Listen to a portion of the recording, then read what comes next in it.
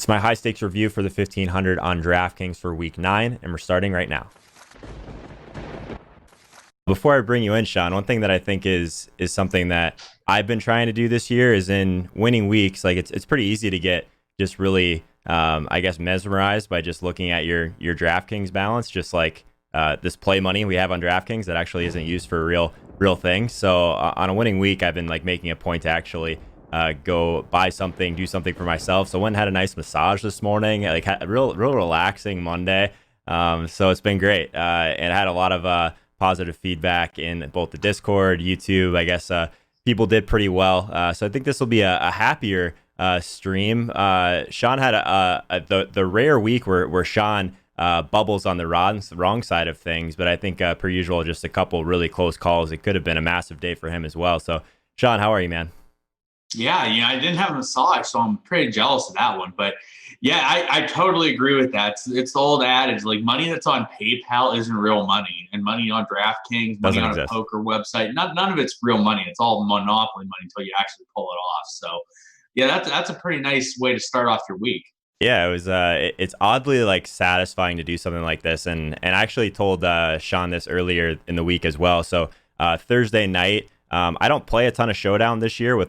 I mean, there's a lot of reasons. I have a lot going on outside of just this content for some stuff that I'll be able to kind of announce after the football season. So on Thursday, it's kind of one of those days I just like to get away from the screens for a little bit. Actually, I played $50 on and just like watched my Cardinals as a fan. Like I don't talk about being a Cardinals fan very often, but played like 5 lineups in the $10 and gave my girlfriend one of those lineups as hers. So if she like was to bank the 300K, I had to give her half or something like that. But I actually had more fun cheering for those $10 lineups than I do every week with like thousands of dollars in play. So have you ever like kind of taken like a step back for a minute and just realized that a lot of times it's just more fun to kind of be like I'm jealous. Like you guys, like hear people say all the time, like, oh, you get to do this for a living, all that sort of thing. Like I'm jealous of you guys sometimes because you get to do this for more enjoyment than I think that I allow myself to have at times. So any thoughts there?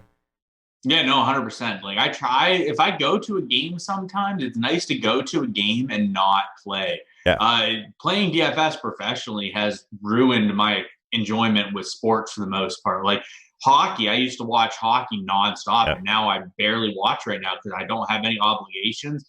And it's not worth my time to play NHL DFS as it is to play all my other sports. So, like hockey, I barely watch anymore because if I don't have money on it, it's just not really enjoyable.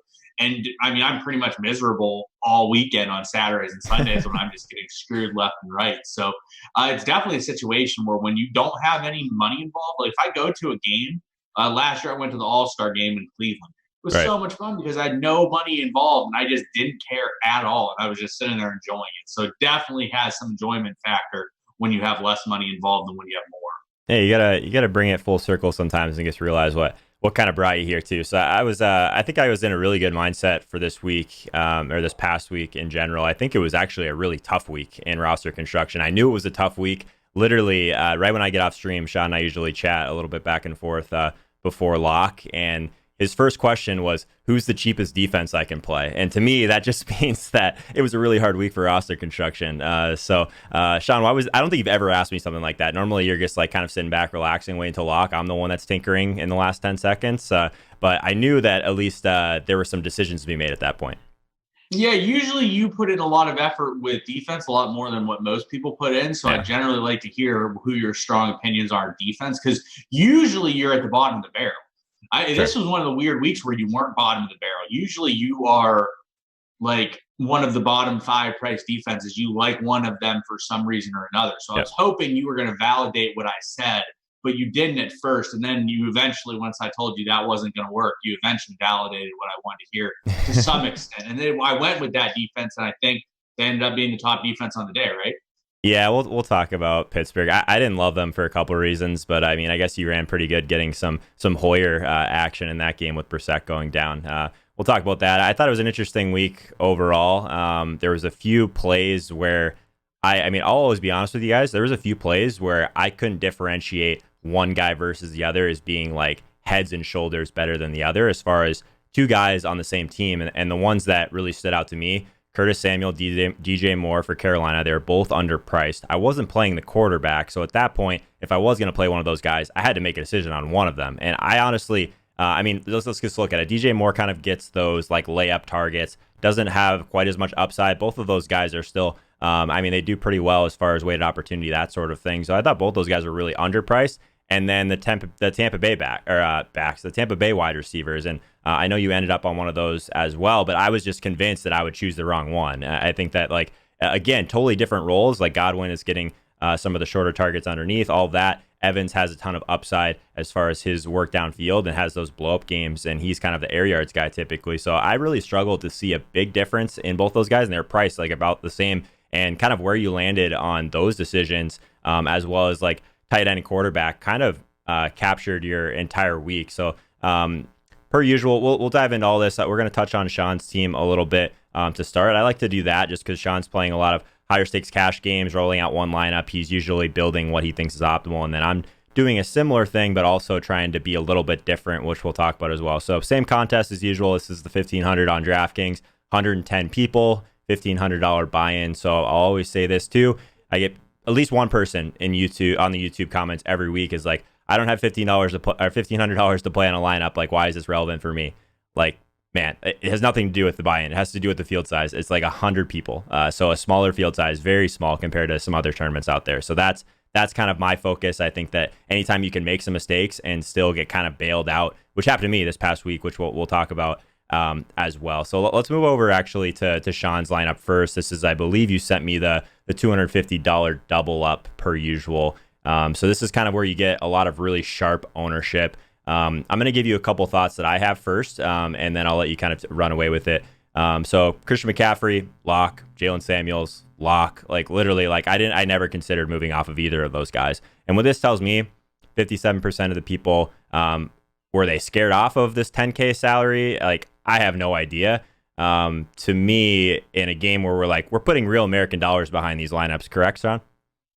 Yeah. Generally, I'm only playing if they're real American dollars. Yeah. So I would prefer not to fade the guy that's going to get 30 touches and have massive touchdown equity. I don't care if he's 10K. I've been saying it the entire season. If he was 12K, I would take a long look at this guy. And this is back when he was like 8K at the beginning of the season. You just played him every single week. So it's great to have Christian McCaffrey back on the main slate. 40% of people just like really just wanted to jam in whether it was Dalvin Cook, whatever it was. Jalen Samuels is a lock. I mean, this is a higher stakes cash game, so 94% Jalen Samuels, not surprising whatsoever. At that price, 4K, I had him projected for 24 touches, 5 catches through the air nearly. So at that point, he's just a guy that allowed a lot of other things in your lineup. So I mentioned Godwin and Evans. We'll talk about that. Curtis Samuel versus DJ Moore. So those are like the very big decision points of the week. Tight end was a really hard one for me, and I'll talk about that when I get to my lineup. I also play Jack Doyle. Then Nick Chubb. So Nick Chubb was one of those guys that I had projected for a ton of touches as well. Actually, I'm going to bring you guys over there because I think that this is the least relevant. Bringing you guys to the air yards push. Yeah, and a quick breakdown. Yeah, let's hear from you. Let's hear you first, actually. If you aren't playing Jalen Samuels, you should just not play DFS. But we can just get that out of the way. Like, if you're not playing Jalen Samuels, you really, if you don't have Jalen Samuels in the lineup, I'll give you my PayPal. Just send me money every week. We'll save you the time and effort of making a terrible lineup and just call it a day. It's really to the point where like I just like even in GPPs, like this was just a guy you probably locked in. I don't run 150 in classic NFL, but like if I did, like I just would have lock button this guy, right? Is that crazy to even just say that? I guess he's the only thing that made a lot of things in lineup construction even work this week. Yeah, no, it's 100% accurate. Like you look at Jalen Samuels, 94% is under-owned in this $250 double up. Yeah, 5% of people were just completely donating. If you're not playing Jalen Samuel, you just should not be playing NFL DFS because you very clearly cannot grasp how to make a lineup in any format. Like I think Samuel, even in this game, he pretty much hit his floor. Yeah, he caught a lot of balls, so like it's hard to say, but he had 10 yards rushing. Oh, I know, it's crazy. The dude's gonna get you 10 to 15 points because he's so active in the pass game. There's no way he's putting up less than like 10 to 12 points unless he gets injured. At 4K, if you're getting like a guaranteed 10 he has upside. Like he could have easily put up 35.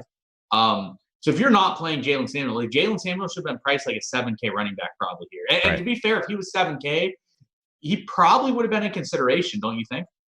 I mean, you would think so, like because like you said, he was going to have that massive involved. You can even make an argument that he's more involved than James Conner through the air, at least this season. So I mean, he has a role even when James Conner is in game. So I mean, at 4K, just an insane misprice situation. But I did want to touch on Chubb quickly. So Chubb for me, so I had him projected for the second most touches on the entire slate behind Christian McCaffrey. He's 7,300. If you were only looking at that, that would put Chubb in play. The one thing that scared me when it really came down to it was, do I really want to play a running back for Cleveland? But also this number right here. I had him projected for just under 3 catches. And the reason this projection is a little bit lower is because he's really fluctuated in terms of his usage in the passing game. He has some games where he's seeing 7 targets, 6, 7 targets, and then he has other games where he has like 1 reception. So that's a little bit concerning for me. I get it. That's probably why his price was at the same spot as some of these other guys that don't have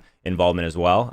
And the matchup was just basically, I mean, I try not to look at this stuff in general, but that I had some concerns with him for that reason. But one of the things that I probably didn't realize was I think a lot of people probably just played Dalvin Cook instead of McCaffrey. I mean, I never considered doing that. I also played Dalvin Cook, but for a different reason. But I think people just like stare at these DVOA numbers. And honestly, I'm considering removing these from my sheet altogether.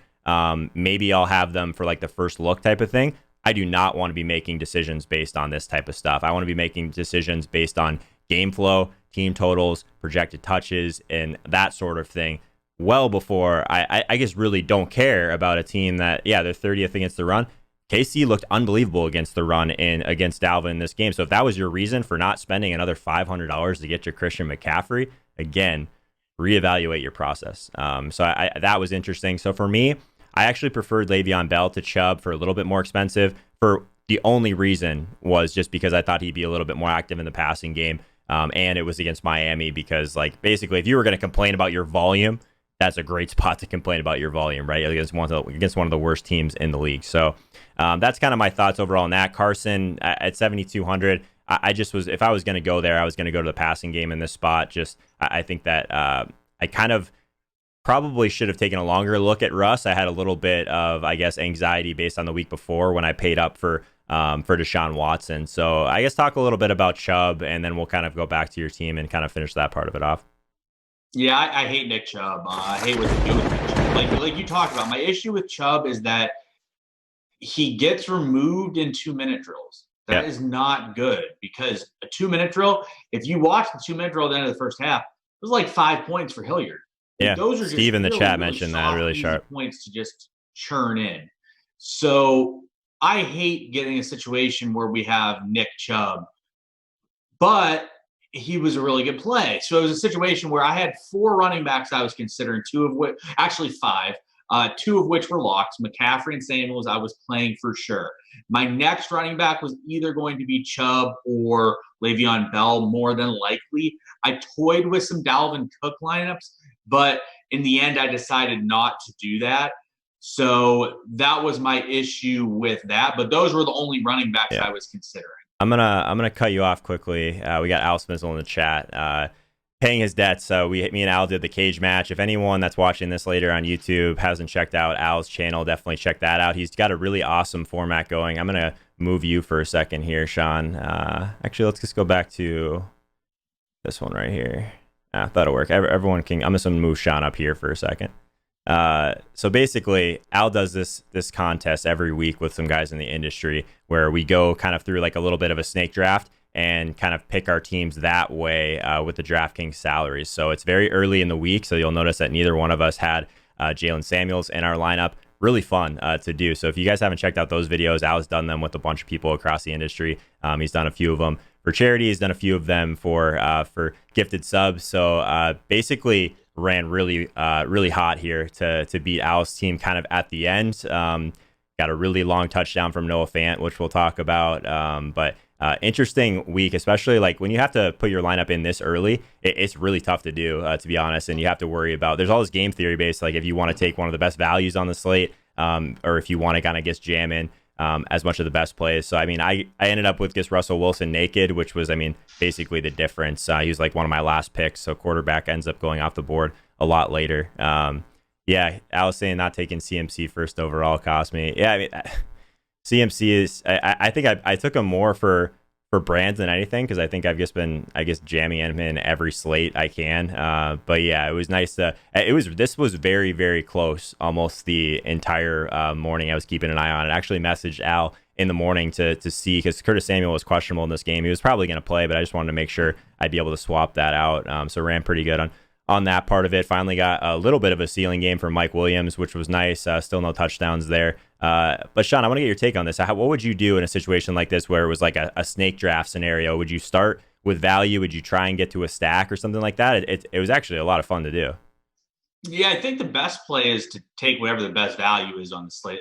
Like you said, McCaffrey, not having him really is going to hurt. So McCaffrey, I think, is the first pick is probably play. But like you said, you didn't have the option of Jalen Samuel. If you did, Jalen Samuel's obviously the first pick. Sure. But being able to pick and choose your studs later is probably okay.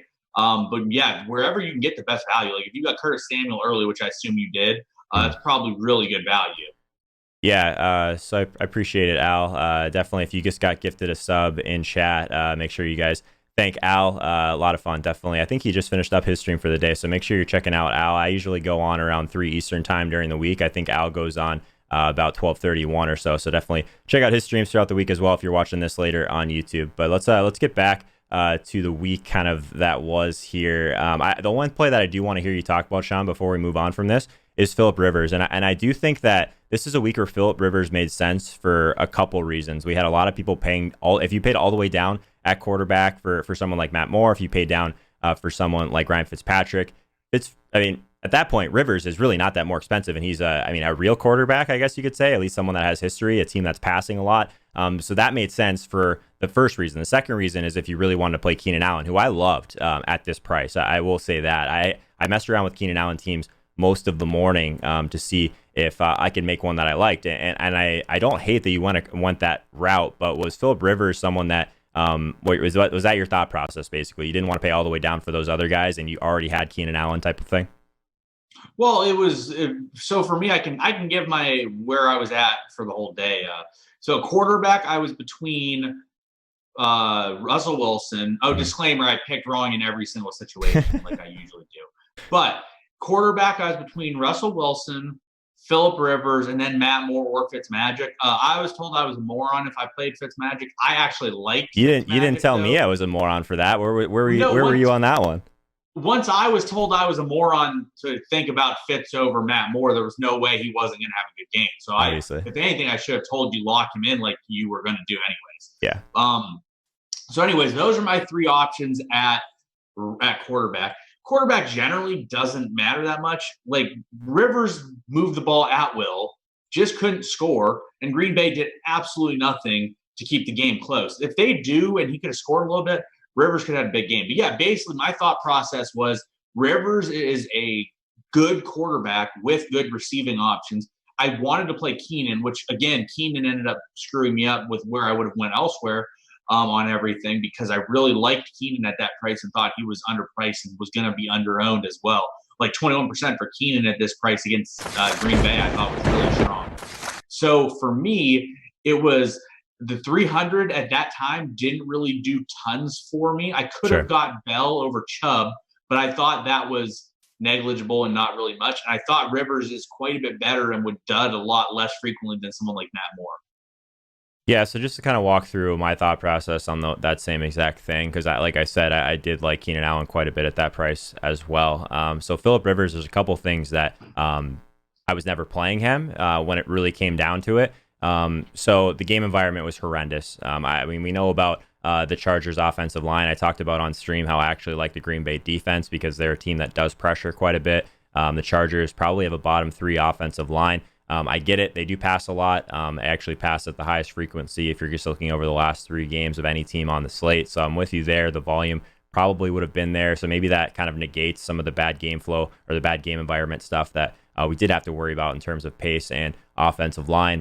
They were at home. Decent total, tight enough spread. I get all of that. Not a fantastic matchup by any means. I guess really struggle with these guys that don't give me anything on the ground when we do have people at the bottom end that at least did. So to me, Fitzpatrick, I guess I was a little bit on an island with that one. I think I messaged you after I finished my first stream of the week last week, Sean. I sent you like all the plays I thought were the best plays at the very beginning of the week, and I'm like, all right, let's see if I mess this up and get off these guys by the end of the week, which typically I would talk myself out of some of these guys. But to me, like projecting it like around 20 yards on the ground for Fitzpatrick at 4,800, the difference between Fitzpatrick and Moore was the rushing equity, but also I just felt a lot more confident in pairing someone with Fitzpatrick because I like the wide receiver options better there. I was never going to play Sammy Watkins, and I didn't have the salary on the slate really to make a Tyreek Hill lineup work. So at that point, I didn't love just who I would play Matt Moore with. So at that point, I guess decided to go with Fitzmagic. He was really the only one down there that I was strongly considering, and it just made kind of the rest of my lineup work. So let's talk about my lineup quick, just since we haven't touched on it a ton yet. So let's head back over to the lineup review section. So this is the 1,500 per usual, like I mentioned. So I played Fitzpatrick, got him at 6%, which is fine. Preston Williams, basically a mid-range play in terms of ownership. I did prefer, this is another situation, right? Preston Williams versus Devontae Parker. It was a really tough decision. It's similar to what the Carolina guys were like, or what it was like in Tampa Bay for me. So I preferred Preston Williams based on his air yards and based on the matchup against this Jets team, who can be beat deep, is actually pretty good against short passes. So for me, that made Preston Williams the play. He's someone that did have some positive touchdown progression coming his way. Obviously, we saw that this week. Only 5 catches, decent yardage, but getting in the end zone twice was really big for a guy that was priced at 4,200. Gave me a nice correlation there. I don't think it's 100% necessary to run it back with someone else on the other side of the ball, but I did love Robbie Anderson in this game, which definitely didn't work out.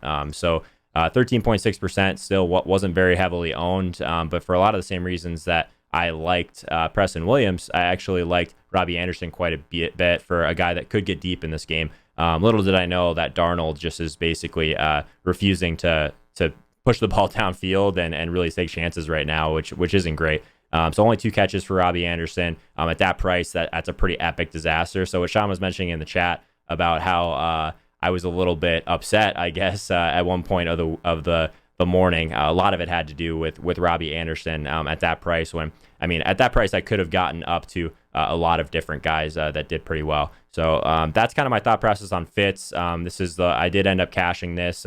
Ran really well with DK Metcalf in the afternoon. For some weird reason, he was 3.6% owned, which we can talk about in a second. I want to shout out a couple guys in the chat as well. Run the bases. Thanks for your tier 1. Appreciate that. Insta Money with another tier 1. Been with us for 3 months, so appreciate that. Cody Huffman back in the chat. He's our reigning LinkedIn contest champion. Actually cashed the spy this week too, so congrats, Cody. Nice free roll for you there. But yeah, so DK Metcalf. So originally, my thought process of this lineup, because I only had 1 spot in the afternoon. So let's start with that. So my spot that I had left was I had enough salary to play Tyrell Williams or move down a little bit to DK Metcalf. So to me, since I was playing Fitzpatrick, and I assumed they were going to be relatively lower owned in this tournament, so Fitzpatrick and Preston Williams and Robbie Anderson, if that did well, I was in a spot to where I probably could have just played the chalk, and to me, that was going to be DK Metcalf anyway. If that didn't, I was going to try and leverage with someone like Tyrell Williams, because I had them being very close in terms of their median projection and the spot overall. Just not having any access to the Seattle game made me nervous. So I kind of decided to go DK in the end anyway, which worked out. But throughout the morning, Christian McCaffrey at 40%. Thank you very much. Keep the change. Dalvin Cook at 32. He was pretty popular as well. I was prioritizing playing both of these guys because I thought it was a pretty large difference between, like I said, Nick Chubb and Dalvin Cook as far as role. He was priced that way. So, in hindsight, moving off of Dalvin Cook to someone like Le'Veon Bell, if I was kind of really hurting for salary, which I was, would have made some sense. I was never playing Aaron Jones. We'll talk about that quickly. So Aaron Jones is someone that I talked about it on stream. For him to really hit his ceiling, he's got to be efficient, and he's a talented guy. So I get the allure. I get if you really want to say go get down to it, the matchup was strong as well. I can never pull the trigger on a guy that's 7K that I can project for 19 touches. So like to me, that put him out of play. Like he was maybe in play just because of the spot and the team total, all of that, but I was never clicking that. I actually thought Josh Jacobs was a really interesting play at this range. I guess I'm never quite comfortable enough with his usage in the passing game, but his price made it almost worth it for me. But at that point, I probably just would have tried to find a way to get to Bell. So ended up just like when in doubt, I just didn't have a strong take between going the Bell route. I ended up just trying to get to Dalvin Cook, but it terrifies me right now. I feel like every time I play Dalvin over the last few weeks, I just have to watch guys like Amir Abdullah and Madison get touches. It's just like the most tilting thing ever. Like backup tight ends catching passes out of the flat. Like, so I think that's probably what Sean's talking about like the part of my morning where I was just extremely tilted because the only thing that was holding back my team with the Fitzpatrick stack was literally Dalvin Cook. So I guess let's get you involved, Sean. What were your thoughts overall kind of as the morning was progressing? Obviously Fitz doing well, CMC doing well, and my $9,500 running back really holding me back. Yeah, so Joe messaged me. So at like I would say 2:30. Generally, when Joe messages, either he is smashing or doing terribly. So I didn't even know what Joe ran, other than the fact he obviously had Samuel and CMC. Okay. Going into the day, he had talked up Fitz all week. So I was like, Joe probably has Fitz. He's doing really well. And then I know Joe's going to pair his quarterback. So I'm like, he's probably got Preston. But then I'm like, I know Joe's not fading Dalvin Cook here because that's literally what he does.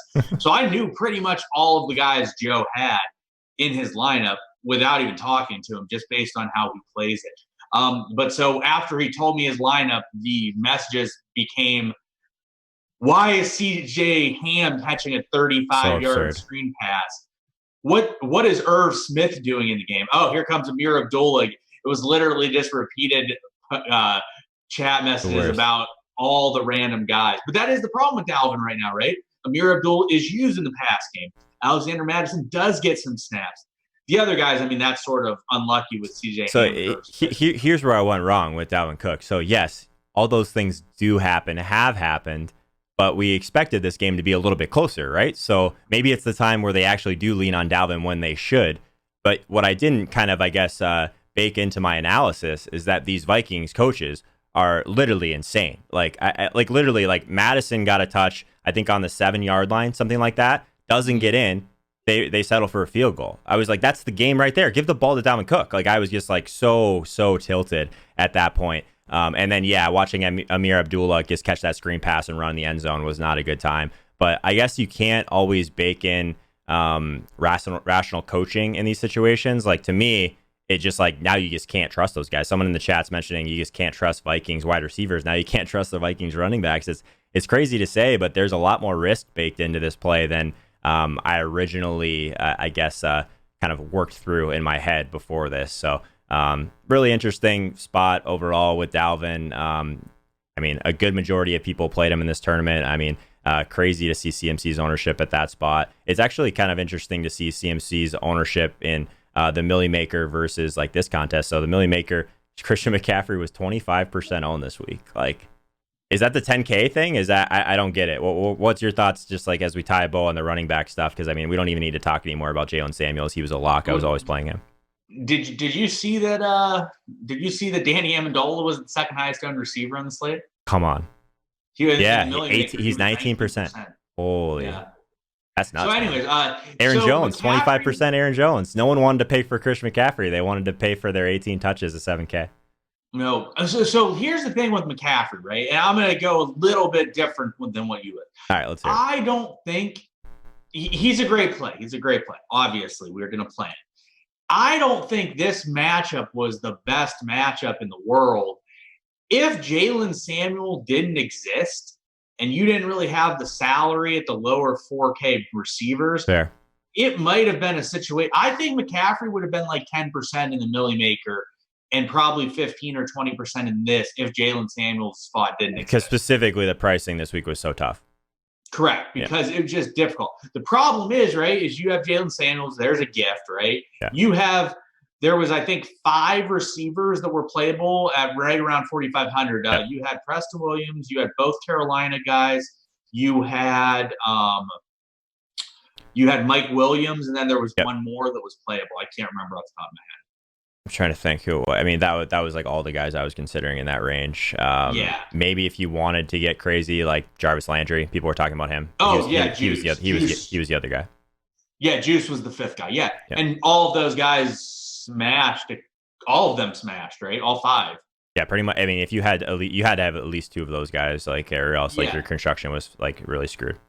Which is the thing, right? You have that many guys at 4,500 fitting in CMC wasn't hard, but Right. the problem was if you didn't play two of those guys, you're pretty much dead because if you didn't play two of them, you probably didn't have Russ, and you're dead. So the problem is that like, you could have even had Dalvin, like you had Dalvin here, but you only had one of those guys. If you had two of them, like let's say Robbie Anderson wasn't in your lineup, and all of a sudden you had one of those other guys, you'd finish another 10 spots higher in this contest type of thing. So it was a situation where you Well, at really that need point, to have that group of people. at that point And too, like the so- savings with getting Robbie could have just moved up to Zach Ertz. But we'll talk about tight end when you finish. But yeah, that was that was not Exactly. great. And so that's the thing. And so I talked before we went on, or like right when we were coming on, Joe was getting rustled with me at about 5:30 or so.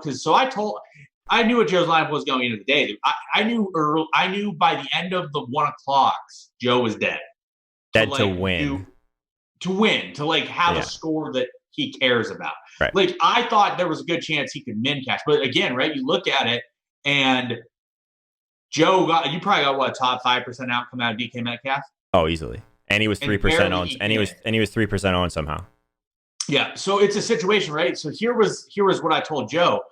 Fitz was good. He was the best quarterback, but it didn't matter because he's not gapping anyone. Like Rivers was a disaster, and he beat him by 10.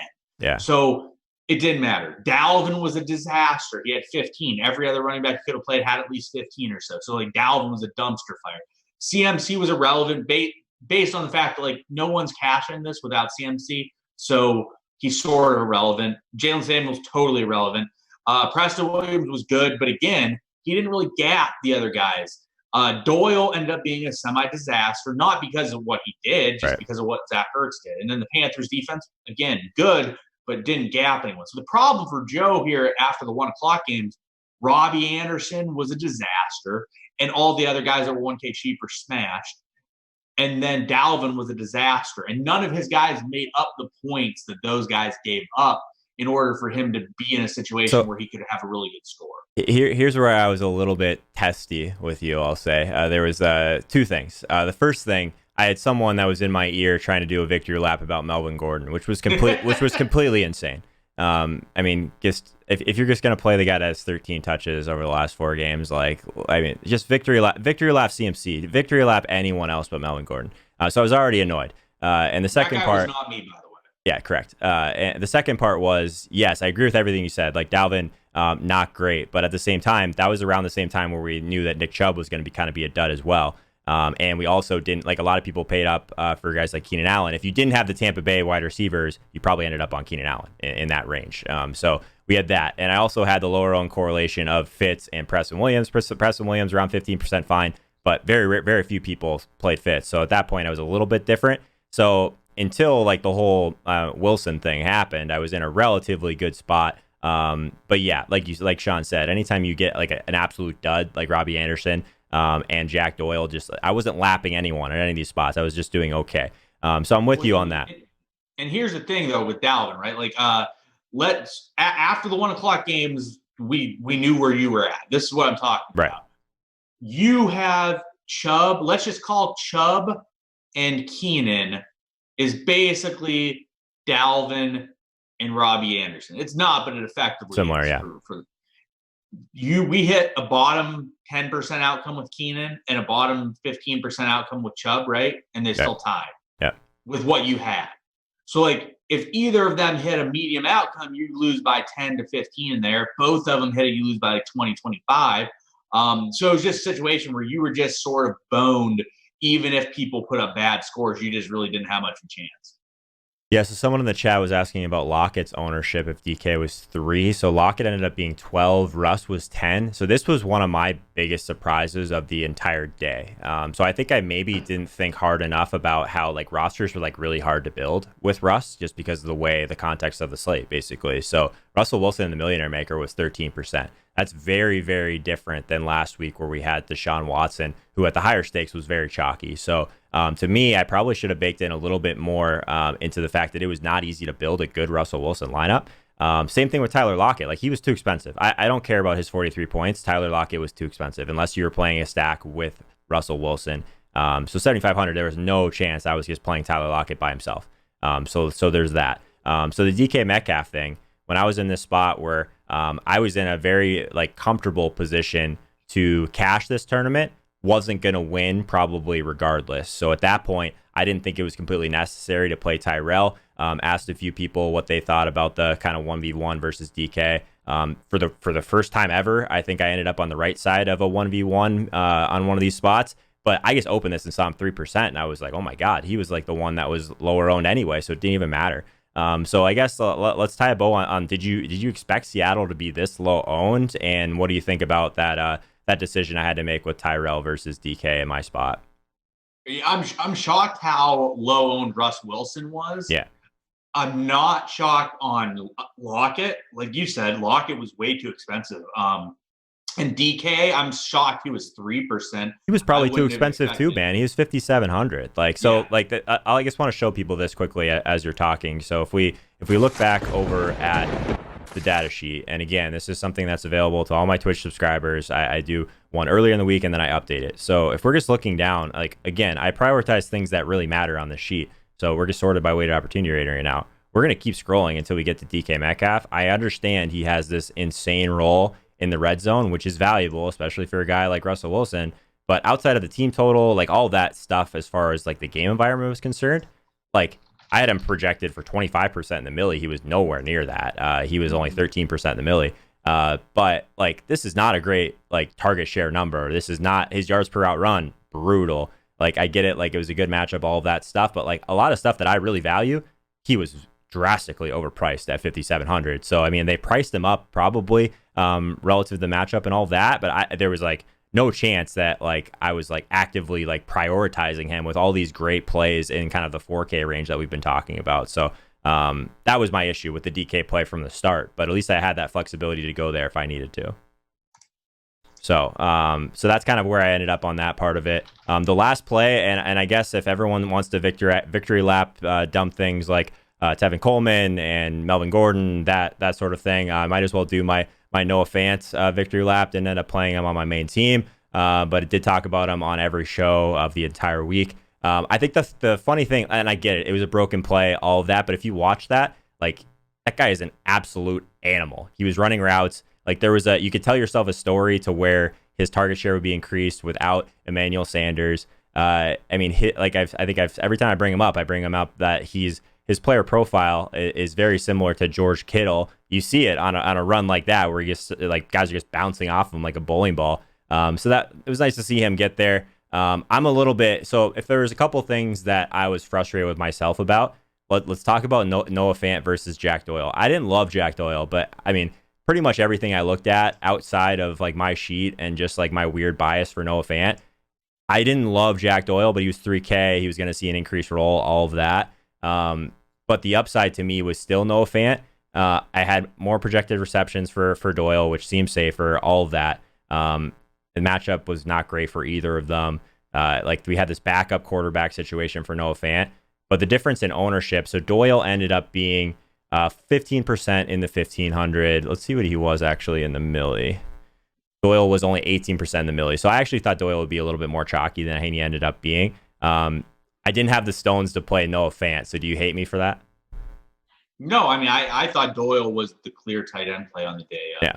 People were talking up Ertz a lot, but for me, like, I was playing Doyle pretty much no matter what going into the day, which hurt me. I ended up playing Ertz in 1 p.m. and it helped me there, but I was pretty set on playing Doyle, and I felt pretty good when Doyle caught a touchdown right away too. Yeah, for sure. So yeah, if anyone was watching the YouTube videos and the stream and whatnot and got on Noah Fant, I'm happy for you guys. At least I had him in the cage match against Al, so at least got some enjoyment out of that play.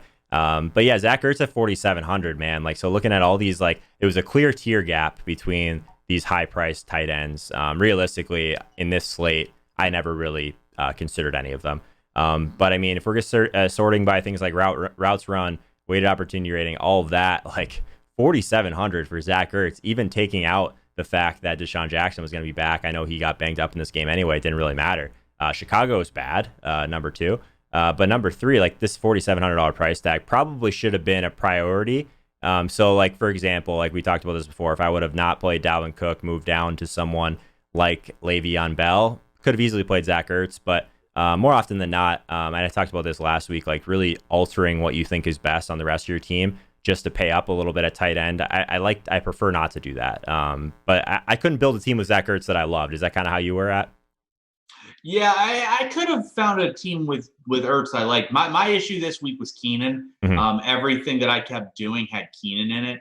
Like I said, every decision I had was pretty much involved Russ or Ertz over with what I ended up doing. So, and Keenan, those were like the 3 pieces. And of course, I picked the one that I couldn't pick in order to do well. Yeah, that's just, I mean, he was pretty heavily owned in this cash game too. I actually didn't expect that, but interesting spot. So Steelers defense, again, like I was kind of a part of the reason I didn't play the Panthers wide receivers because I really wanted to play the Panthers defense. So let's touch on that quick and kind of my thought process with the Steelers, and then we'll kind of take a peek at a couple lineups and get you out of here. So defense overall, I didn't love a lot of the cheaper defenses. Some of the ones that I was on, I mean, I ended up playing Carolina at 2,800. I was told by Sean very early that was not cheap enough. But my argument for Carolina was Ryan Tannehill really struggles under pressure, and I did think that it was a good spot for Carolina to get pressure against Tennessee, a team that just doesn't have a great O-line. But it was more about Ryan Tannehill than anything. Guy that takes a lot of sacks, doesn't take a lot of pressure. So I thought that was a good spot at 2,800. If I was going to pay all the way down, I think the 2 options I gave him were Pittsburgh and Tampa Bay. Tampa Bay just like trying to play the other side of a good game environment, something I like to do. At least Russ will take sacks, so there was that. But from a Pittsburgh's perspective, I wasn't playing Pittsburgh because of how strong Indy's offensive line is, and because Jacoby Brissett really hasn't been taking sacks, hasn't been throwing picks. Wasn't like it was a big spread or anything like that. So I do think the Pittsburgh people kind of ran pretty good, honestly, getting Brian Hoyer for the majority of this game. So I don't know. I struggle with a team that like middle of the road in pressure, but 2,400. I mean, that was the path to getting up from like someone like me at Robbie Anderson to getting up to someone like Keenan. So did you guys really need anything down there to try and make the rest of your team work at that point? Yeah, everything for me was everything that I had looked at. The highest I could get up to was the Steelers. Yeah. Let me look at my lineup real quick, and I can go over the alternates that I considered. So I had considered Russ and someone else at receiver and a cheaper defense. Mm-hmm. I considered Ertz and someone else at receiver over Keenan and the Steelers defense. I considered DJ Moore over Samuel and the Redskins defense. I considered DJ Moore over Samuel and the Redskins defense with Le'Veon Bell, I think.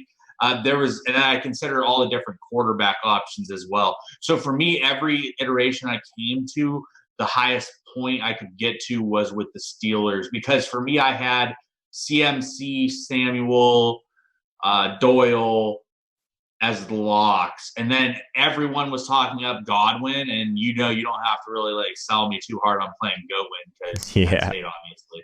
I was hoping you would play Fitz for the same reason. Every time I said Fitz, by the way, you never even told me I was dumb once. You were like, "Oh, obviously he's the GOAT."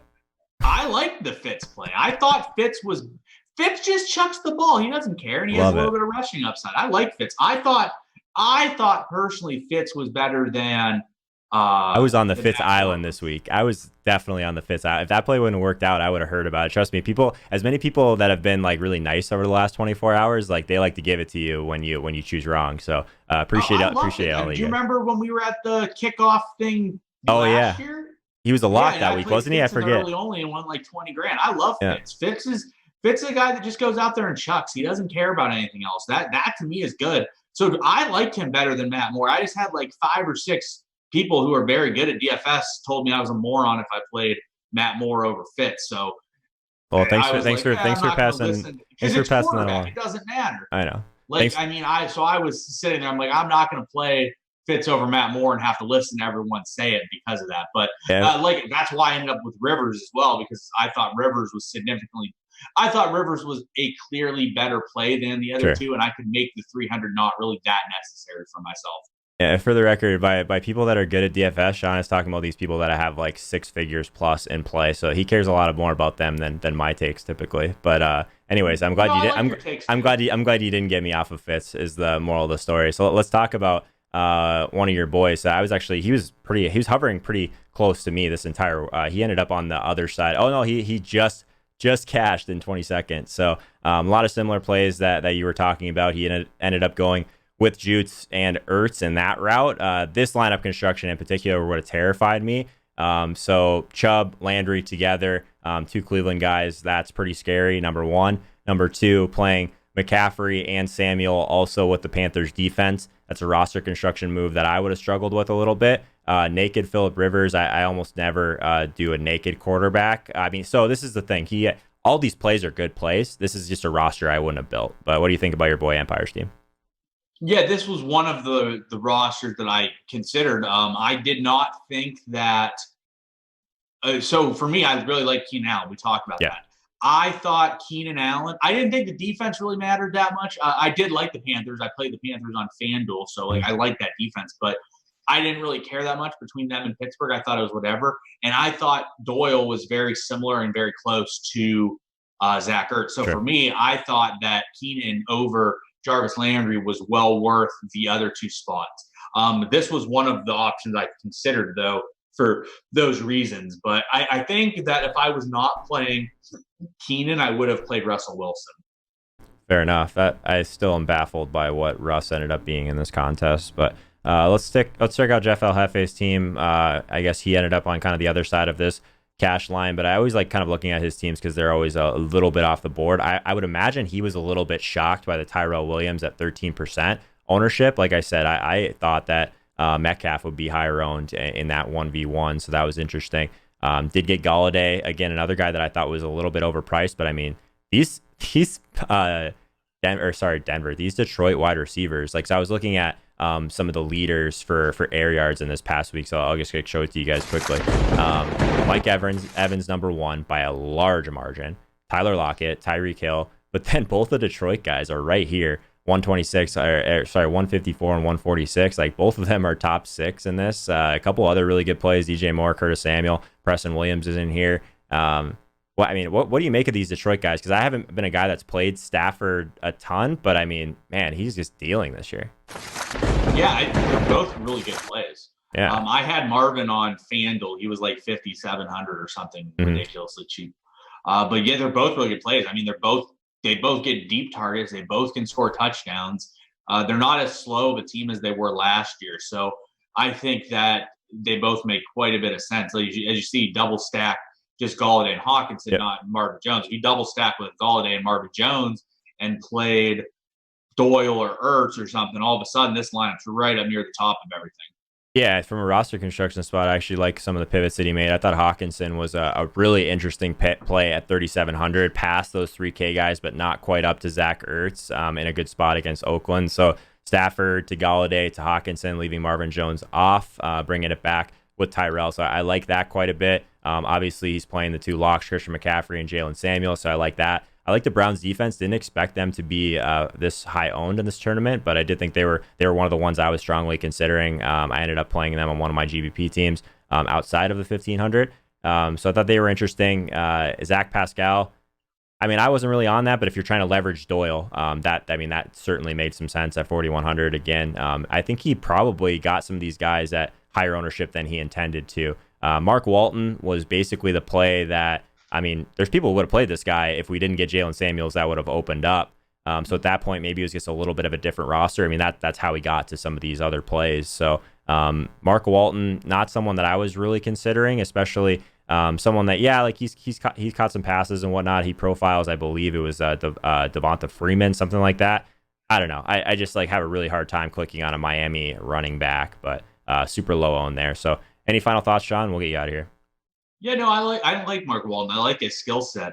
That said, he was popping quite a bit when I was looking through optimals and different stuff. So he was actually showing up a decent amount. So I like Mark Walton, but it just wasn't necessary this week. For the most part, he played a bunch of receivers. But if you're playing game stacks in these tournaments, it doesn't really matter, I guess, per se. Like you have to sort of fit who fits your game stack. Like you look at the guy that won, he has the Lockett Russell Wilson combo, and he ran it back with Mike Evans.